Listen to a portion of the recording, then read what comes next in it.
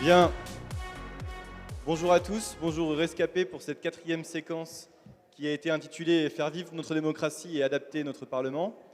Pour l'animer, donc je serai avec vous cet après-midi et avec deux personnalités qui vont nous éclairer pour pouvoir comprendre comment on peut animer ce Parlement et comment on peut le faire vivre, ainsi que la démocratie.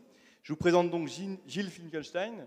Gilles, tu es directeur général de la Fondation Jean Jaurès. Et je vous présente également, mais beaucoup les connaissez déjà, hein, par ailleurs c'est des présentations formelles, Frédéric Dabi, directeur général de l'opinion de l'IFOP.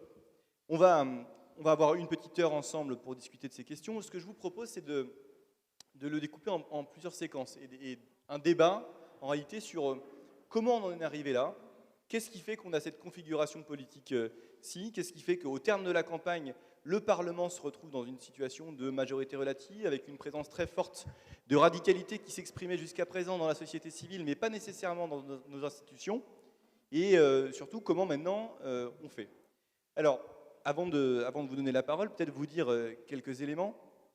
On s'est trouvé dans une période que moi je trouve très analogue, similaire, à celle de la Troisième République, du début de la Troisième République. Pourquoi? Parce qu'on a deux très fortes radicalités, ce qu'étaient les monarchistes à l'époque et ce qui pourrait être assimilé à l'extrême droite ou la droite radicale aujourd'hui, avec des revendications très conservatrices, très traditionnalistes dans la société, et qui pèsent de tout leur poids désormais au Parlement. C'était le cas déjà en 1870. Et également une gauche radicale, une gauche qui est anti-institutionnelle. C'est ce qu'on voyait déjà dans les municipales avec un mouvement qui a permis, dans des unions de la gauche un peu baroques, vous l'avez parfois vécu dans vos villes, eh bien, des prises de pouvoir et avec une remise en cause de certaines traditions. Alors, c'est passé sur des choses qui étaient assez anecdotiques, c'est le sapin de Noël, c'est le Tour de France, c'est le refus de représentation à certaines cérémonies, mais ça préfigurait ce qu'on connaît à l'Assemblée nationale avec désormais plus de 70 députés insoumis qui, par ailleurs, ont démontré qu'ils pouvaient pourrir le débat. Et en même temps, il y a cette idée que peut-être ces groupes radicaux ont réussi quelque chose dans la campagne que nous n'avons pas su faire et qui est un enjeu pour nous. Ce qu'ils ont réussi à faire, c'est trouver un objet politique qui les identifie. Si vous vouliez exclure les étrangers, si vous vouliez plus d'ordre, si vous vouliez vraiment rétablir l'ordre moral de la société, alors vous votiez à la droite ou à l'extrême droite, en tout cas à la droite plus radicale.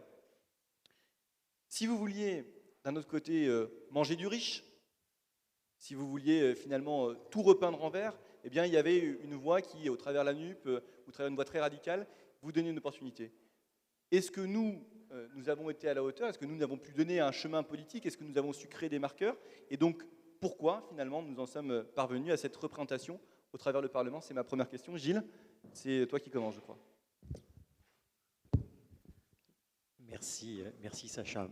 Bonjour à chacune et chacun d'entre vous. Je suis très heureux, vraiment, d'être là et très heureux de cette invitation. C'est presque le début d'une tradition. Je ne sais pas si à partir de 2 fois, c'est une tradition, mais peut-être certains d'entre vous se souviennent-ils que au lendemain de l'élection, de la première élection d'Emmanuel Macron, nous nous étions retrouvés à l'hôtel de la Sey. C'était votre premier jour comme député pour beaucoup d'entre vous. Et peut-être vous souvenez-vous même que j'avais conclu mon intervention, je dis ça parce que je sais que la citation avait surpris, par une citation d'une chanson de Vanessa Paradis, dont le refrain était, je ne vous le chante pas, je vous le redis,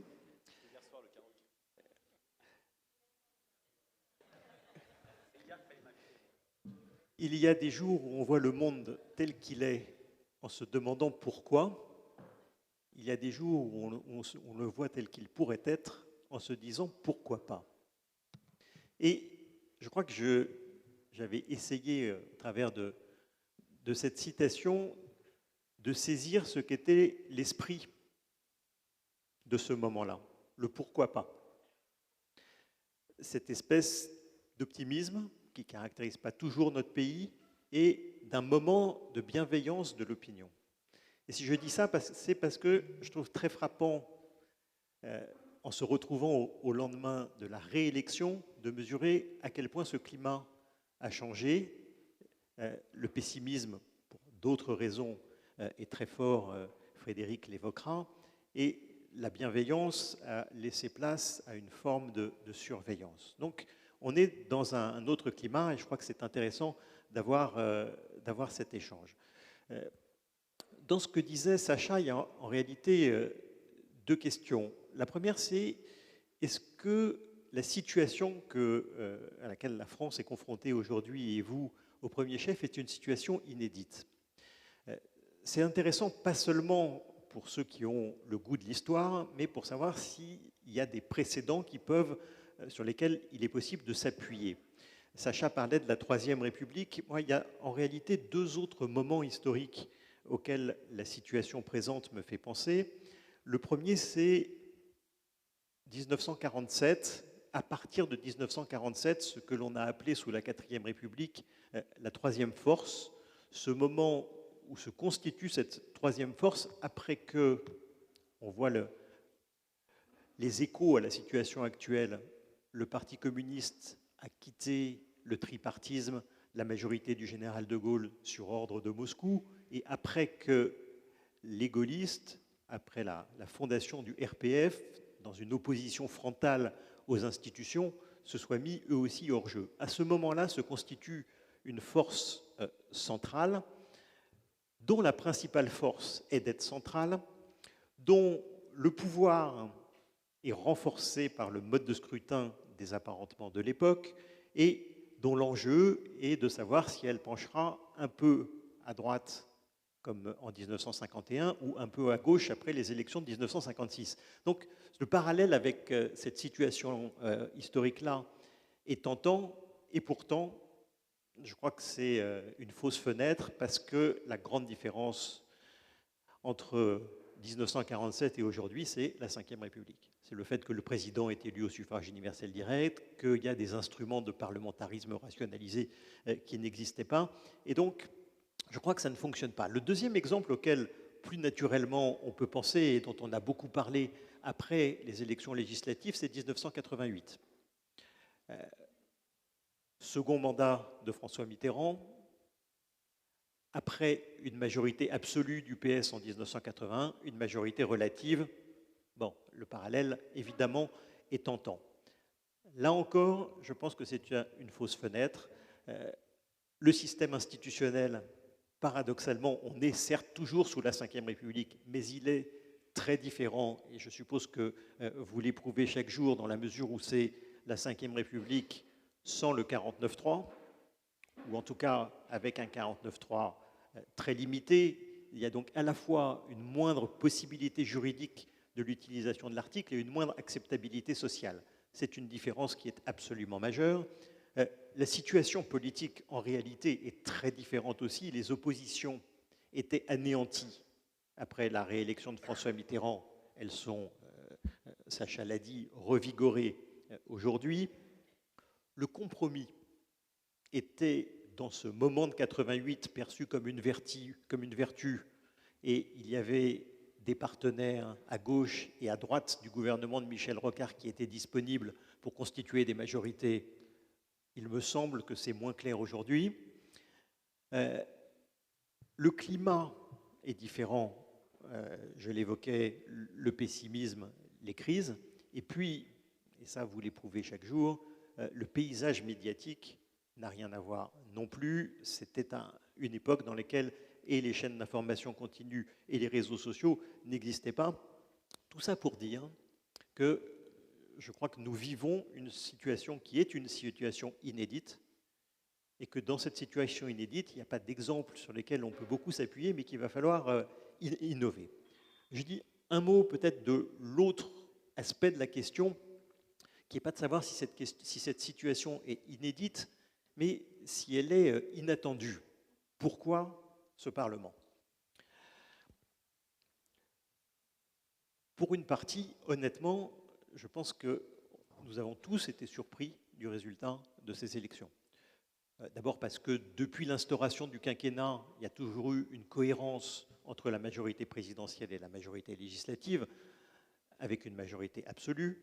Même en 2017, où La République En Marche n'avait pas une implantation territoriale qui était très affirmée, Et si nous avions été individuellement interrogés le 4 mars, jour de l'entrée en campagne d'Emmanuel Macron, ou même le 24 avril, au soir de sa réélection, je pense que peu d'entre nous, peu d'entre vous, auraient anticipé une majorité relative. Pour autant, si c'est inattendu, je pense que ce n'est pas inexplicable et que ce n'est pas inutile qu'on passe un moment, au moins pour évoquer les différentes raisons. Je crois qu'il y a des causes qui sont des causes relativement lointaines, c'est-à-dire l'installation de la tripartition de notre espace politique. Depuis 20 ans, 3 élections présidentielles sur 5 se sont traduites par la qualification au second tour d'un Le Pen, et ce faisant, un second tour dans lequel des additions négatives se sont faites et des rapports de force de premier tour se sont figés. Dès 2002, un de nos meilleurs politologues, Gérard Grimbert, avait fait un papier sur la tripartition de la vie politique française. C'est cette sortie de ce que j'avais appelé, pour prendre les différents états de la matière, la démocratie à l'état solide pour entrer dans le liquide et dans le gazeux. Première cause. Deuxième cause, plus proche, et je rentre sur des choses qui peuvent être plus difficiles. Je pense que dans les raisons aussi de ce Parlement, il y a eu un sentiment qui correspond ou non à une réalité, c'est un débat, d'une concentration excessive du pouvoir sous la législature précédente. Je sais que ça a été, par beaucoup d'entre vous, récusé. Je pense que assez largement, ça correspond à une réalité. On peut rentrer dans les raisons. D'une certaine manière, peu importe. L'essentiel, c'est que la perception majoritaire et même massive de l'opinion ait été ce sentiment d'une concentration et d'une concentration excessive. Ces deux causes-là, qui sont à la fois la cause la plus lointaine et la cause la plus proche, n'auraient pas suffi à ce qu'il y ait seulement une majorité relative. Et donc, je termine par là, je pense qu'il y a une troisième cause, pour dire les choses de manière un peu brutale, c'est que la campagne, ou les campagnes, ont été ratées. J'essaye de dire en quoi. La campagne présidentielle, je pense, a commencé par une intensité insuffisante. Et que les Français ont perçu ça comme un manque de respect de ce qu'est la grammaire d'une élection présidentielle. Que, contrairement à 2017, le récit, le sens de la campagne, c'est ce que disait d'une certaine manière Sacha, n'est pas apparu clairement. Et enfin, que les propositions, en tout cas celles que l'opinion a retenues, tout ça a contribué à réactiver les ressentiments qui avaient pu exister à certains moments du quinquennat, qui avaient eu plutôt tendance à s'amenuiser dans les derniers temps et ont été réactivés très rapidement. Ça, c'est pour la présidentielle. Pour les législatives, alors, il y a des éléments qui ne dépendaient pas de vous et qui, là aussi, étaient surprenants et là aussi ont contribué à cette situation, et notamment la constitution de la NUPES et aussi le fait qu'en dépit de la concurrence à l'extrême droite, le Rassemblement national tienne et écrase Reconquête. Mais au-delà de ce qui vous est extérieur, moi, ce qui m'a frappé comme observateur, c'est que la singularité de la campagne législative par rapport aux précédentes du même ordre, généralement, après une victoire à la présidentielle, la campagne législative de la majorité, elle se fait par l'action. C'est les symboles qu'on envoie, les décisions qu'on prenne qui donnent à l'opinion à voir ce qui va être fait après. Quand, pour l'opposition, il ne reste qu'à digérer sa défaite et la parole. Là, ce qui était très frappant, c'est que cette période a été marquée par une espèce de flottement, et ce n'était pas l'action, c'était l'inaction, les longues semaines pour nommer un gouvernement, et qui est nommé à un moment où il ne peut plus rien faire. Tout ça pour dire que l'addition de ces différents éléments, de la cause la plus lointaine, la tripartition qui s'installe, les causes proches, le sentiment d'un excès de concentration, et puis les causes les plus immédiates d'une campagne ratée, font que on a cette situation-là et que cette situation-là n'est pas, je crois, le fruit d'un hasard, mais le fruit réellement d'une volonté, c'est-à-dire que les Français ont souhaité qu'il y ait une majorité relative et pour l'instant, en tout cas, ils en sont satisfaits. Ce souhait, c'est quelque chose qu'on évoquait aussi tout à l'heure en privé en préparant l'atelier. Et où tu me confiais, Frédéric, que ce n'était pas vraiment une surprise, parce que dans beaucoup d'enquêtes, y compris dans les dernières enquêtes qui précédaient le scrutin législatif, les Français se prononçaient majoritairement pour une cohabitation. Alors pourquoi ce Parlement, en dehors des causes qui viennent d'être évoquées par Gilles, peut-être qu'il y a une volonté profonde de l'opinion publique de nous mettre dans cette situation-là. La question, c'est à nouveau pourquoi. Pourquoi les Français ont voulu nous placer en situation de majorité relative ou en situation, en tout cas, du risque de cohabitation que nous avons connu dans la campagne. Merci Sacha, bonjour à tous. Très heureux d'être parmi vous, merci pour votre invitation. Ce sont mes deuxièmes journées parlementaires. Je passe de la douceur angevine à la douceur de Provins, de la Seine-et-Marne. Effectivement, Gilles a tout très bien dit, donc je ne répéterai pas ce qu'il a dit, j'en serais pas capable. Quand il parle de résultats inattendus, oui et non. Non, puisque au soir même du second tour de l'élection présidentielle, l'IFOP réalise avec TF1 LCI un sondage jour du vote et, bien sûr, demande du commanditaire pour essayer de donner une vision prospective des scrutins à venir. Est-ce que les Français souhaitent une cohabitation? On a une réponse positive de l'ordre des 2/3, alors qu'Emmanuel Macron l'a emporté, je dirais, tout à fait nettement. Tout au long de la campagne législative, alors l'IFOP avait fait le choix de ne pas faire de projection en siège avant que l'offre réelle ne soit constituée. Dès notre première mesure, environ un mois avant le premier tour du scrutin, nous avions un risque de majorité relative. Parlons-nous franchement, beaucoup n'y ont pas cru, parce qu'il y avait la force de ce que Gilles a rappelé, cette automaticité d'un président élu, d'un président réélu, François Mitterrand en 88, Jacques Chirac en 2002. Donnez-moi les moyens d'appliquer ma politique, la désunion des différentes oppositions, et je peux dire très rapidement, simplement, la démobilisation des adversaires fait que le président obtient une majorité souvent très nette. Alors il y a le cas de Michel Rocard et François Mitterrand en 88, mais ils l'ont raté d'environ 12 sièges, je crois. Ils avaient des agents à l'Assemblée, Guy Carcassonne, le regretté Guy Carcassonne, pour, je dirais, travailler les députés de l'Union du Centre, l'UDC. Ils avaient Jean Popren pour travailler le Parti communiste. Ça n'a pas été compliqué, même si, au final, c'est 33 ou 34, 49-3.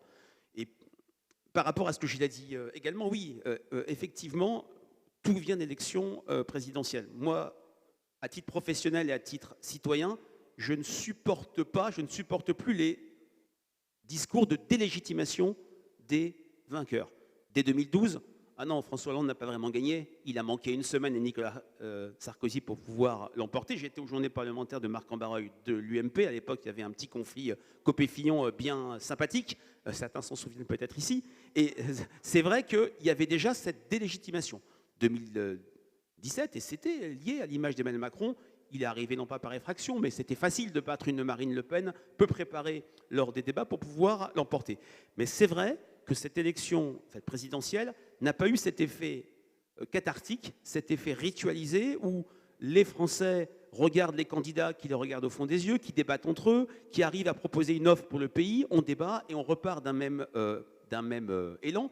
Le signe que je vois, alors même si bien sûr c'est lié à tout ce contexte de crise protéiforme que connaît le pays, c'est la première fois que sur l'indicateur d'optimisme pour l'avenir que l'IFOP pose depuis les années 90, l'optimisme, alors d'une part, vous l'avez peut-être vu, n'a jamais été aussi faible, 25%, et minoritaire partout, y compris dans l'électorat d'Emmanuel Macron premier tour, mais c'est la première fois que l'optimisme s'effondre après une campagne présidentielle. Ce n'était pas le cas en 88, pas le cas en 2002, en 2012, etc.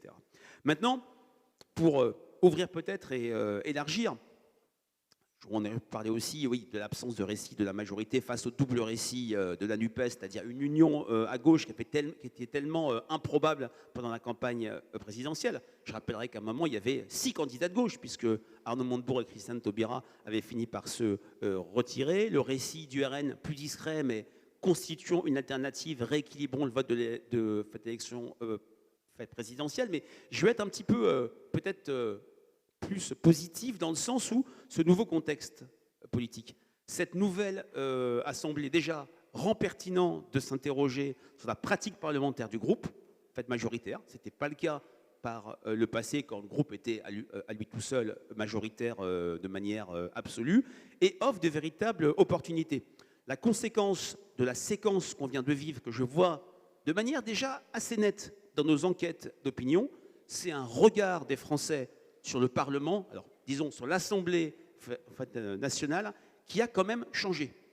Je vais être un peu direct et désolé si je vous vexe, il y a une loi d'opinion que je constate depuis que je fais ce métier, c'est que la scène parlementaire est très peu visible des Français. Pour ne pas dire invisible, il y a les fameuses QAG, les différentes esclandres. Le travail des députés en commission est complètement méconnu. Au contraire, c'est qu'est-ce qu'ils font? Ils ne sont pas dans l'hémicycle. Ils étaient 20 à travailler sur un projet de loi. J'ai entendu l'intervention de Yael Braun-Pivet chez Quotidien et à France Inter. Les questions des auditeurs montraient de manière flagrante la méconnaissance relative du travail parlementaire. Et il y a ce cas, on le voit dans nos enquêtes, ou quand on demande aux Français de parler de la majorité, ils ne parlent directement que du pouvoir exécutif. On le voit dans les conversations des Français, qui est pour moi la question IFOP la plus intéressante. C'est une question que nous posons chaque mois pour Paris Match, où on fait tester une vingtaine de thématiques, de faits d'actualité politique, économique, sociale, faits divers ou sport, et on demande si les gens en ont parlé. Ça permet de voir le décalage entre un agenda médiatique, l'agenda politique, ce dont vous vous saisissez, et ce dont parlent les Français. Et systématiquement, l'actualité partisane, l'actualité parlementaire arrive en bas de tableau. Et puis, cerise sur le gâteau, avant cette période, il y avait une difficulté traditionnelle pour un groupe majoritaire, pour un parti présidentiel, d'exister parce qu'il était écrasé pour la majorité présidentielle. On vous l'a associé à vous En Marche, puisqu'en 2017 vous vous appeliez En Marche, parce que c'était un parti très jeune. Mais ça a été le cas pour l'UMP sous Nicolas Sarkozy, pour le Parti socialiste sous François Hollande. Quand on travaillait en qualitatif sur l'image de l'UMP à l'époque du sarkozysme, les traits d'image négatifs de Nicolas Sarkozy glissaient sur l'image de l'UMP, parti des riches, bling bling, etc. Pour François Hollande, pour le PS, c'était un parti qui était devenu un parti non pas mort, mais qui ne faisait plus rien et qui n'agissait pas.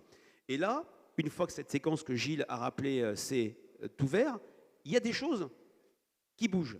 Déjà, les Français, vous l'avez dit, Sacha, voulaient une cohabitation.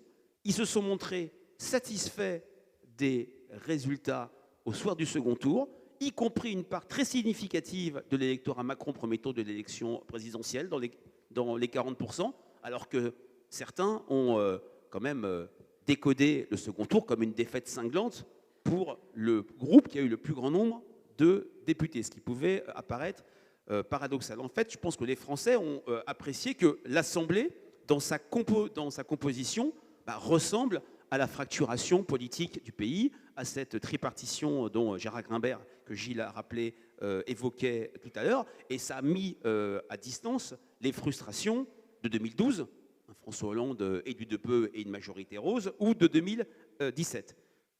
Ce résultat inédit, l'idée que quelque chose se passe à l'Assemblée nationale, que les gens se retrouvent dans le schéma politique du champ partisan, montre, je dirais, a eu comme effet un regain d'intérêt des Français sur ce que vous faites. Alors, ce n'est qu'un début, il faudra voir, mais j'ai été frappé que dans le baromètre Paris Match du mois de juillet, le discours de politique générale de la Première ministre ait été fortement remarqué, alors que le discours médiatique, c'était peut-être un discours pour rien, est-ce qu'elle ne va pas se cressoniser, de toute façon, elle n'engage pas la confiance du gouvernement, c'est un discours sans enjeu. De la même manière, on a eu dans nos enquêtes qualitatives des restitutions assez précises de vos débats lors de la loi pouvoir d'achat. Donc ça plaît au pays, même si, bien sûr, la brutalité, la radicalité de certaines oppositions, notamment la NUPES, vont peut-être finir par heurter, pour ne pas dire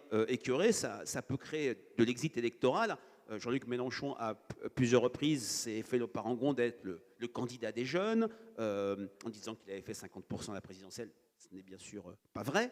Il est arrivé en tête, mais pas avec un score pareil. Mais ce type de spectacle de l'Assemblée nationale, à long terme, peut produire de l'abstention et un certain désintérêt. Donc, d'un côté, j'en finirai par là pour qu'on puisse réagir après, voilà, il y a cette nouvelle Assemblée, ce nouveau contexte politique vous donne l'opportunité d'être pour la première fois plus visible, moins écrasé par un président qui est dans son second mandat. D'aucuns diraient que l'après-Macron a commencé le 25 avril, dans ce sens un peu caricatural.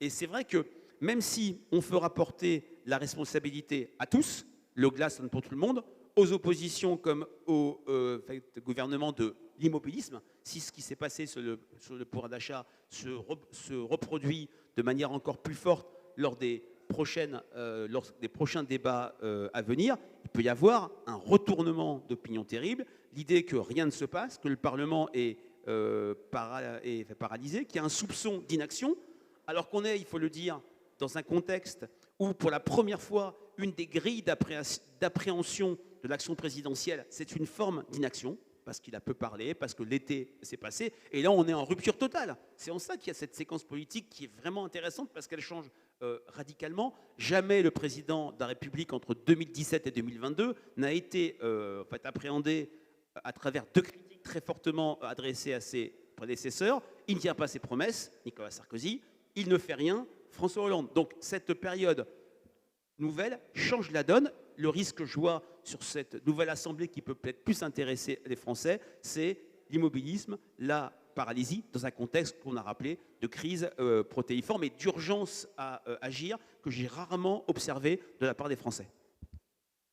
Très bien. Alors, donc, on a commencé à glisser déjà sur le comment travailler, qu'est-ce que les Français attendent de nous. Et donc, sur une deuxième partie, qui sera un peu plus courte pour qu'on puisse laisser la place aux questions, ce que j'aimerais vous entendre sur le fait que cette attention portée sur le Parlement, c'est une exigence particulière. Cette attention, elle a aussi montré la difficulté qu'on avait à faire voter des textes, c'est ce que tu venais de dire, Frédéric, avec l'attente extrêmement forte. Donc ma première question sera volontairement un peu provocatrice. Est-ce que les Français attendent que nous souffrions pour être beaux à leurs yeux ? Attendent que finalement l'adoption des textes dans la douleur, le fait qu'on montre l'épreuve et qu'on montre la transformation qui est d'abord dure pour nous, avant d'être dur pour eux, puisque c'est ce qu'ils ont pu sentir comme changement radical de la société, eh bien, nous rendra plus acceptables, ou en tout cas plus beaux dans leurs yeux. Première question. La deuxième question que je pose également, c'est que dans ces conditions, et vu la situation de blocage que vous me décrivez, c'était la question bonus que j'avais prévue, mais je vous la lance directement sur nos modalités de fonctionnement, peut-on, et c'est celle qui brûle toutes les lèvres de mes collègues, peut-on, dans ces circonstances, éviter un 49.3 ? Et si l'on ne peut pas l'éviter, comment devons-nous le préparer, même si on a commencé à en énumérer ici les recettes ?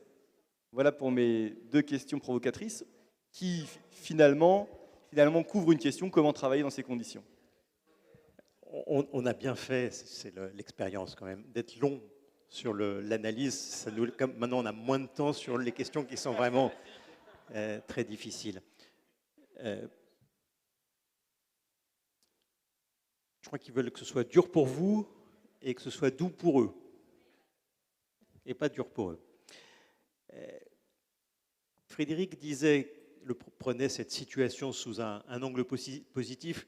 Vous connaissez tous, on parle beaucoup, on est dans une crise, la figure de l'idéogramme chinois, les deux, qui vaut à la fois les risques et l'opportunité. Je crois que c'est vrai. Il y a l'opportunité qu'évoquait Frédéric, c'est-à-dire le regard sur l'Assemblée qui change. C'est un élément qui est, je crois, pour notre démocratie, qui peut être très important. Le fait de légiférer moins, qui va sans doute être un des effets de cette situation parlementaire, peut avoir aussi des conséquences positives. Rehausser l'idée du compromis ne peut pas être que négatif dans la société française, et le sentiment pour davantage de Français d'être représentés à l'Assemblée nationale est aussi un élément positif de cette situation. Bon, mais revers ou avers de la même médaille, il y a ce qu'évoquait Frédéric, c'est-à-dire le risque de paralysie, les risques de blocage, la question du 49.3, et donc savoir quelles sont les voies pour avancer. Dans le débat, j'ai entendu, dans le débat public depuis plusieurs mois, l'idée que la voie institutionnelle, la voie juridique, la voie d'une réforme institutionnelle était une des voies possibles. On peut, de la même manière que sur l'analyse de la législature précédente, avoir ce débat-là, et je crois que c'est un beau débat. Est-ce que c'est souhaitable de réformer les institutions? Est-ce que c'est possible, c'est-à-dire la commission transpartisane qu'a évoqué le président de la République, est-ce qu'elle a des chances de déboucher? Mais pour lancer le débat, mon sentiment est que pour régler la crise actuelle, ça ne sert à rien. C'est-à-dire que la crise n'est pas une crise institutionnelle, la crise est d'abord une crise politique. Et je vais même un cran plus loin, que si on s'engage dans une révision alors ça va de la Constitution jusqu'au règlement, il faut avoir en tête les effets que ça produit par rapport à la situation politique. Et donc je dis les choses de manière un peu plus crue encore. Frédéric disait les Français sont pour la cohabitation, et disait être pour la cohabitation. Le problème est qu'ils n'étaient pas pour la même cohabitation. Et que donc introduire un dispositif de type défiance constructive à l'allemande, c'est une voie de résolution institutionnelle à la crise politique. Introduire la représentation proportionnelle, pas nécessairement. Bon. Donc, première remarque, on peut avoir cette discussion sur la voie institutionnelle et la voie juridique. Je pense que ce n'est pas ça qui règle la question. Et donc, la question centrale, c'est comment on s'adapte collectivement à cette nouvelle situation. Le seul point que je voudrais développer est le suivant. Je mets à part de quels vont être vos partenaires pour le faire. Je ne vais pas m'élever au-dessus de ma condition. Et donc, d'autant qu'il peut y avoir une tension entre mes souhaits de citoyen de vous appuyer davantage sur votre jambe gauche et mon analyse d'observateur qui sera peut-être plus facile de le faire sur votre jambe droite. Je mets ça de côté, même si c'est évidemment une question centrale. Le point sur lequel je voudrais terminer est de savoir quelle est la méthode. Alors là aussi, avec mon âge maintenant et mon expérience, dans une configuration normale, dans le cocktail d'élaboration de la loi, c'est que la phase préparatoire se fait au niveau gouvernemental avec la difficulté, et les ministres qui sont là le savent, des arbitrages intergouvernementaux. Et puis après, le groupe majoritaire pèse, plus ou moins, selon les époques, sur le texte issu du gouvernement. Ce schéma-là ne peut pas fonctionner aujourd'hui. Ou, pour dire les choses autrement, il peut fonctionner, mais aurait pour effet de marginaliser le groupe ou les groupes de la majorité. Parce que dès lors que l'on arrive au Parlement, l'enjeu, ce n'est pas le vote des partis des groupes de la majorité, c'est d'aller chercher les voix des autres. Et donc, là où le texte bouge, d'abord, c'est dans la discussion avec les autres. Et donc, soit les groupes de la majorité se contentent d'un rôle très important, qui est d'un rôle politique, soit pour peser sur les textes, ça oblige à une réflexion très en profondeur pour intégrer en amont, au moment de l'élaboration du texte par le gouvernement, et avec cette difficulté qu'il y a déjà à gérer les arbitrages intergouvernementaux, intégrer en amont les groupes de la majorité. Et je trouve que quand on dit qu'il faut inventer des méthodes nouvelles, c'est un peu comme ça que se posent les questions, de manière générale. Parce qu'après, quand arrive, je termine par là, un texte comme le budget, bon, l'issue me semble claire. Je ne vois pas comment ça ne se termine pas par un 49.3. Après, chacun connaît la chorégraphie politique. Le jeu va être, pour chacun, de faire porter à l'autre la responsabilité du 49.3. Donc ce que nous dit Gilles quand même depuis tout tout à l'heure, c'est qu'il n'y a pas une méthode, mais des méthodes, en fonction des textes, en fonction de la nature des procédures parlementaires, en fonction des oppositions auxquelles on est confronté, et en fonction de la recherche d'appui, de soutien qu'on a à l'égard de l'opinion. Est-ce que c'est quelque chose que tu confirmes? Et alors, à l'égard de l'opinion, quelle est la recette? Alors, il n'y a pas de recette, mais c'est vrai que je vais être simple, pour ne pas dire simplet. On a une assemblée qui n'a jamais été aussi peu monocolore, elle est quadricolore, pentacolore, donc il faut que le groupe fait majoritaire, il faudrait, l'idéal, c'est s'inscrire dans une logique de distinction par rapport aux autres, et notamment, bien sûr, l'action, la responsabilité, mais cette idée qui avait été développée par Clément Beaune du cercle de la raison, du groupe de la France raisonnable, de la France qui n'est pas radicale, tribunatienne, protestataire, à mon avis, est une voie qui me paraît naturelle. Ça ne veut pas dire, raisonnable, ne veut pas dire ne pas aller à la castagne, avec on va dire des guillemets, ne veut pas dire laisser la France insoumise, comme on l'a vu au mois de juillet, occuper, même au mois de juin, pendant la campagne des élections, occuper tout le terrain politico-médiatique, mais je pense qu'il faut compter sur ces forces-là. Maintenant, l'autre levier, le groupe qui est dans une logique d'efficacité, d'intérêt général, et on l'a dit, jamais sur toute une série de sujets, le sentiment d'urgence des Français à l'action a été si fort. Ici, j'ai parlé tout à l'heure d'une nouvelle grille de lecture en termes d'inaction ou en termes d'apathie du chef de l'État. Il n'a pas changé fondamentalement, mais c'est le regard, c'est le contexte qui a changé pour les Français. L'autre levier ou deuxième jambe, c'est montrer une recherche du compromis à travers, malgré tout, le dialogue avec les oppositions. Ça permet de battre en brèche, pour ne pas dire d'enterrer définitivement l'image 2017-2022 d'un groupe parlementaire hégémonique qui ne tient pas la barre. Réalité ou perception, c'est comme ça que c'était en fait perçu.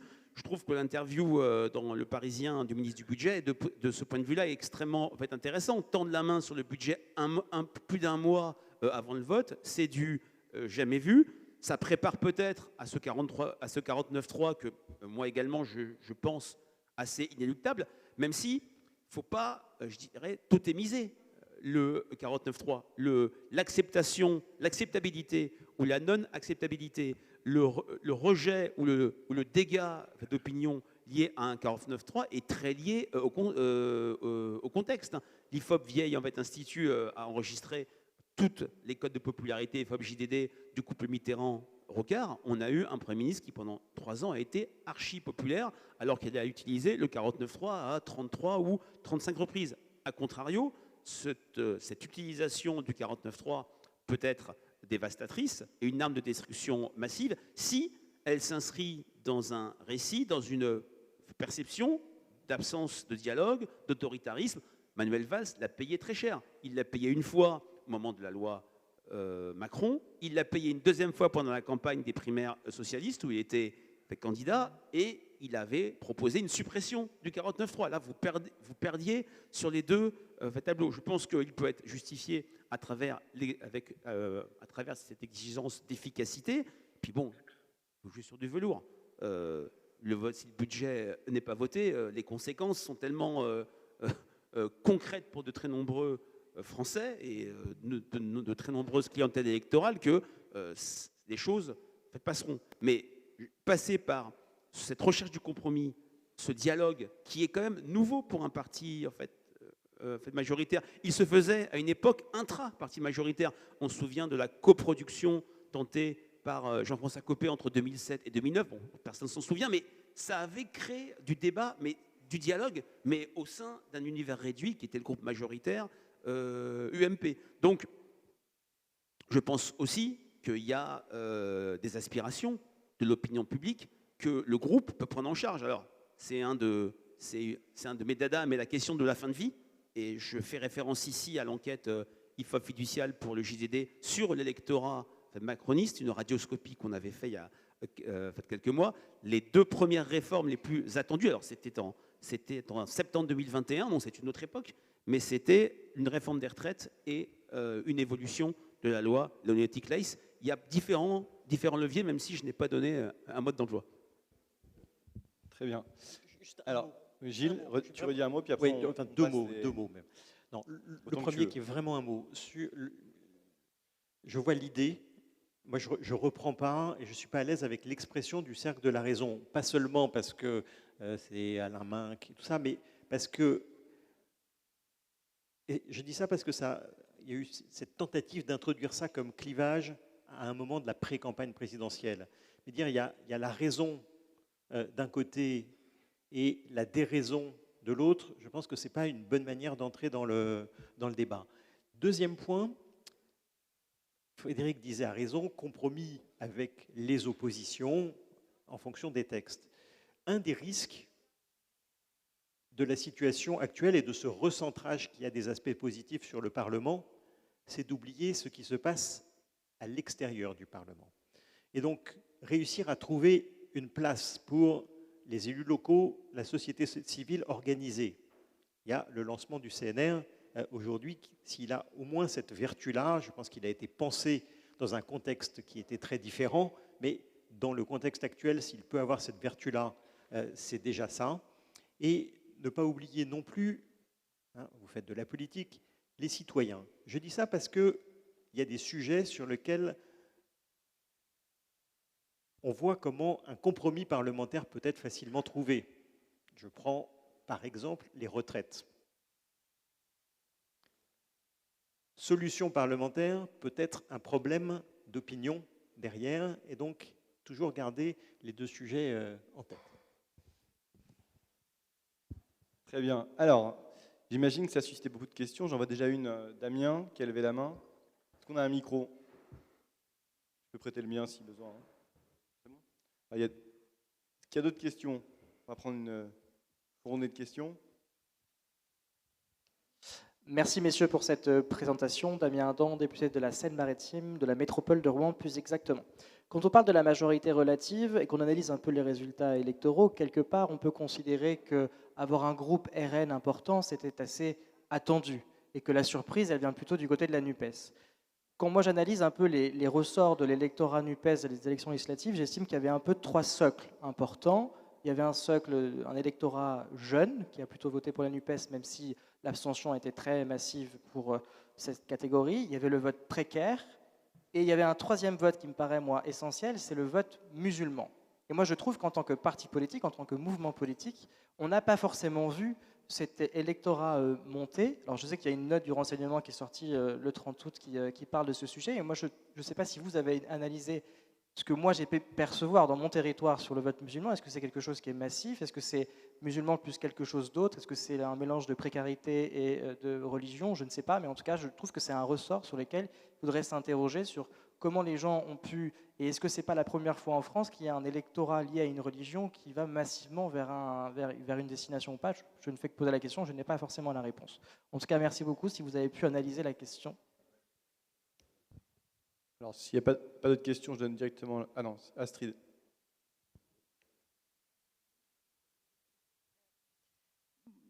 J'ai eu l'occasion lors des journées de messe, lors de la journée de messe, de dire que ma crainte était que nous ne soyons pas les prochaines Obama, c'est-à-dire une réélection, mais à l'issue du mandat, la victoire populiste de l'équivalent d'un Trump en France et en l'occurrence plutôt le Rassemblement national. Et à l'aune de cette crainte, qui je pense doit aussi guider notre action, je voulais savoir comment vous, peut-être reprendre cette étude du CEVIPOF qui est sortie hier sur le vote des fonctionnaires, où le Rassemblement national est devenu le premier parti des fonctionnaires à 30%, je crois, ou 27-30%, et des fonctionnaires bien au-delà d'ailleurs des gendarmes, des policiers, des militaires, mais également du personnel hospitalier, du personnel enseignant, et qui montre la notabilisation, la respectabilisation du Rassemblement national aussi, chez des personnes qui sont en première ligne sur un certain nombre de sujets très importants pour notre pays. Constance et Eric.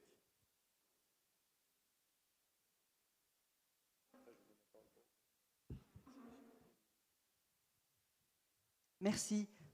Je voulais interroger nos deux intervenants sur un sujet qui est légèrement connexe à celui sur lequel nous venons de vous entendre. On a beaucoup parlé de l'Assemblée nationale, de la situation parlementaire actuelle, de la démocratie représentative, et c'est normal, nous sommes ici aux journées parlementaires, et vous vous exprimez devant des députés et des sénateurs. Mais quand on parle démocratie, surtout au XXIe siècle, on peut aussi penser démocratie au-delà de la démocratie représentative, démocratie directe, démocratie participative.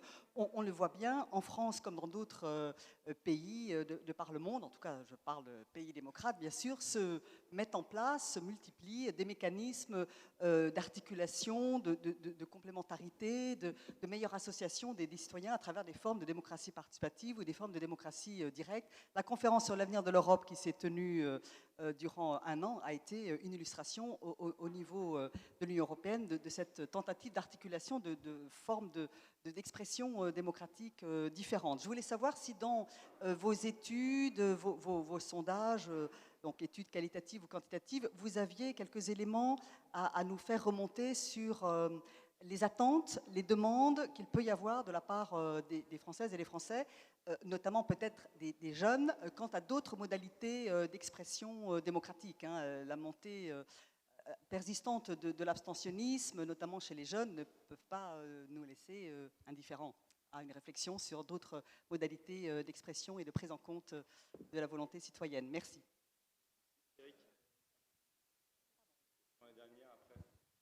Oui, vous avez dit tout à l'heure, c'est le second mandat du président de la République. Alors c'est Éric Bothorel, député des Côtes-d'Armor. Vous avez dit tout à l'heure que c'était le second mandat du président de la République. En vérité, c'est son dernier mandat, plus que son second. D'habitude, on a à peu près 4 ans pour travailler. La dernière année d'un quinquennat n'est jamais très propice à porter de grandes réformes. Dans la mesure, et là je pose l'hypothèse que le président va rester très darwiniste et qu'il ne désignera pas de dauphin légitime pour lui succéder, on va rentrer dans une période qui ouvrira les possibilités de sa succession ou de la redistribution des cartes en termes politiques. En gros, vous nous donnez combien de temps possible pour porter des réformes importantes? Est-ce que ce quinquennat va durer 2 ans, 2 ans et demi, et ensuite on sera occupé par d'autres choses? Dernière question, Frédéric, et après...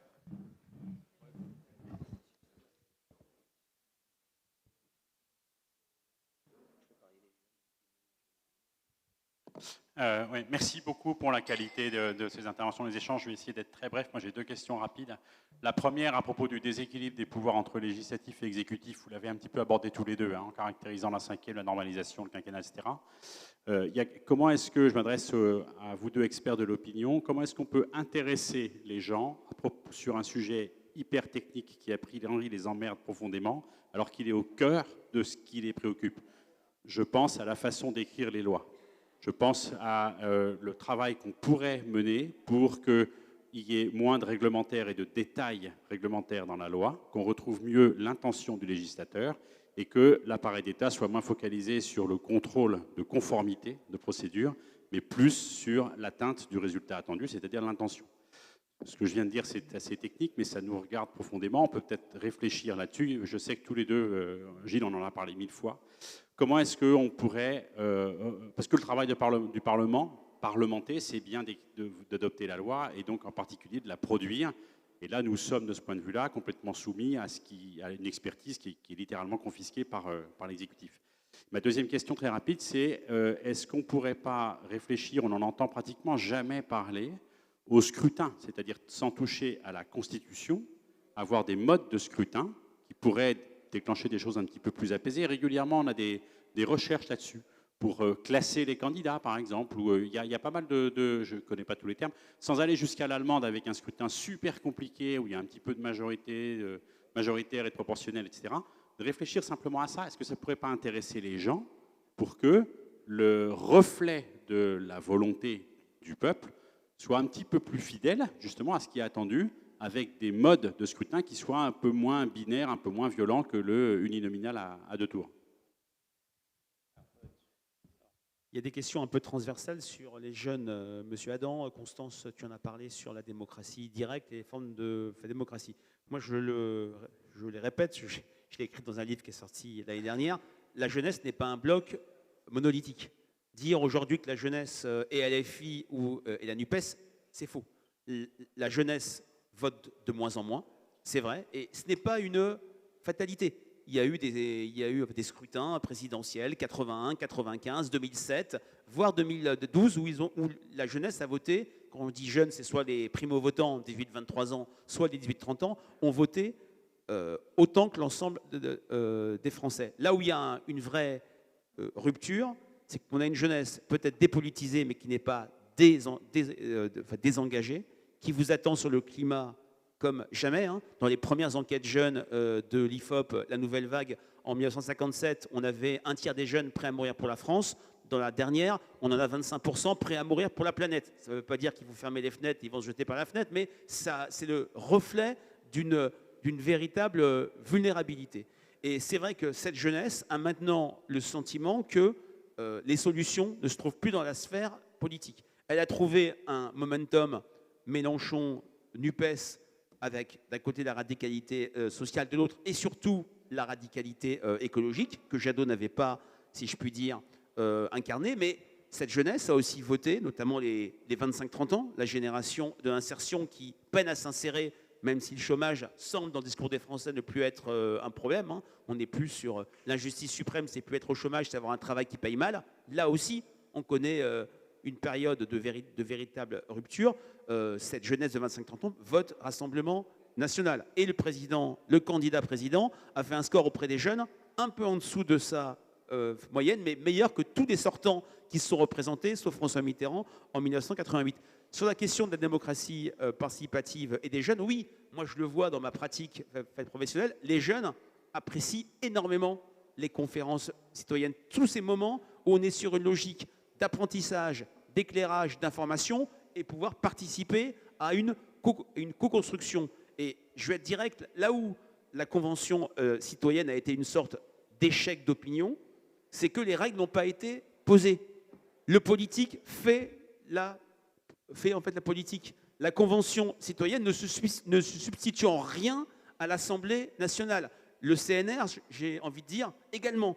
Donc si les règles sont bien posées, conférence citoyenne où un groupe de Français, jeunes ou moins jeunes, travaille, s'informe, passe du statut de profane au statut d'éclairé, propose des choses, c'est après aux politiques de dire « je prends », je ne prends pas. Il faut que les règles, il faut de la clarté et de la cohérence de ce point de vue-là. Je vais laisser Gilles parler. Je n'ai pas vu, Astrid, la note de la fondation, du CEVIPOF, mais ça ne m'étonne pas. Dans les sondages jour du vote de l'IFOP, Marine Le Pen a percé chez les fonctionnaires de catégorie C, mais n'oublions pas le salariat français. Plus largement, pour la première fois, Marine Le Pen, le RN, est arrivé en tête à l'élection présidentielle du côté des salariés français. Le seul moment dans le débat Macron-Le Pen, qui était, il faut le dire, très largement gagné par le candidat Macron, où Marine Le Pen a pris le dessus dans nos enquêtes, c'est lorsqu'ils ont discuté du pouvoir d'achat et Marine Le Pen a dit les primes, ça ne passe pas chez un banquier, seul le salaire compte. C'est un détail, mais ça a fait tilt chez beaucoup de salariés. Alors, en style télégraphique, je rebalaye les différents points. Je commence par la question d'Éric. Combien de temps dure le quinquennat? Dès lors que vous savez quoi en faire et que vous avez les moyens de gouverner, le quinquennat dure longtemps. La sous-question est combien de temps dure la législature, qui renvoie à la question précédente de trouver les voies pour gouverner. Deuxième, toujours en style télégraphique, ce que disait Damien tout à l'heure, la première question, je pense que c'est une erreur d'analyse de penser que les scores de la NUPES s'expliquent, et les 140 députés au total s'expliquent par le vote des jeunes, des précaires et des musulmans. D'abord parce qu'ils sont, pour certains d'entre eux, peu nombreux et que par ailleurs, ils votent peu. Et donc, je pense que c'est beaucoup plus complexe et beaucoup plus large que ça. Ce n'est pas la première fois, pour dire juste un mot sur le vote musulman, entre guillemets, on avait d'abord eu exactement le même constat au moment de l'élection présidentielle de 2012, où François Hollande avait été élu, c'était les enquêtes de l'IFOP d'ailleurs, avec un vote des musulmans qui était très fort, et symétriquement, et là pour le coup depuis des décennies, le vote des catholiques pratiquants, je ne dis pas des catholiques en général, mais des catholiques pratiquants, va vers la droite conservatrice, et donc ce n'est pas un phénomène qui est totalement nouveau.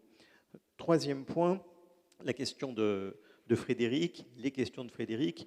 Bon, ça c'est une difficulté que vous rencontrez tous, de comment intéresser les citoyens à des débats qui par nature sont des débats très techniques. Je n'ai évidemment pas de réponse à ça, si ce n'est que si vous ne commencez pas en les embarquant par voilà quel est le problème et voilà quels sont les objectifs, vous n'arrivez pas après à les raccrocher aux mesures qui viennent illustrer ça.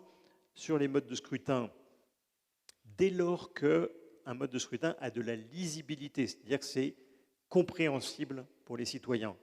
Après, on peut débattre de l'équilibre qu'il faut assurer entre l'exigence de représentativité et l'exigence d'efficacité, mais il faut déjà qu'il y ait de la lisibilité.